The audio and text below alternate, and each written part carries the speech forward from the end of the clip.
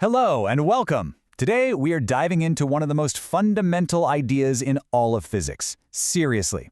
It's something that connects a tiny little ripple in a pond to the light coming from the most distant galaxies. We're talking about waves, and let me tell you, understanding them is like finding a secret key to the entire universe.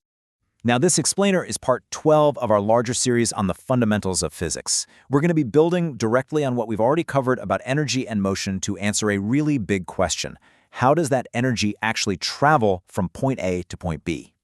So, let's start with something you've probably seen 1,000 times. You drop a stone into a perfectly still pond, right? You see those circles, those ripples expanding outwards?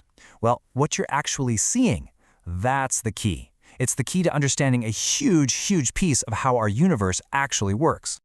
And that brings us to our first big idea. To really get what's happening in that pond, we've got to define what a wave even is. And at its very core, it's just this: a disturbance that travels. Okay, so here's the official definition, and you know what? It's just brilliant in its simplicity. A wave is a traveling disturbance, but here's the absolutely crucial part, the part you can't forget. It carries energy, not matter. Let's really unpack what that means. This right here, this is the core concept. Waves move energy, not stuff. That is a massive distinction, and it is the key to understanding absolutely everything else we're about to talk about. All right, let's go back to our pond and really think about this for a second. When those ripples spread out from where the stone hit, what is actually moving to the shore? Is the water itself flowing all the way across the pond? Or is it something else? And here's the answer. It's so cool. The water itself, it doesn't really go anywhere. It mostly just moves up and down. If you had a little rubber duck floating out there, it would just bob in place. What is racing across the surface is the energy from the stone's impact. That is the wave. Okay, so now that we know what a wave is, it's an energy transfer, we can start to look at its anatomy.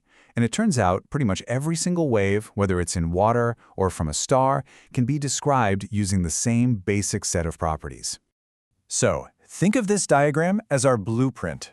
It shows the key parts of any wave, and these are the exact tools physicists use to measure and understand everything from sound all the way to light.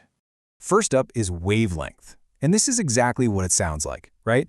It's just the length of one complete wave, measured from one peak or crest to the very next one. Is the wave long and stretched out, or is it short and bunched up? That's its wavelength.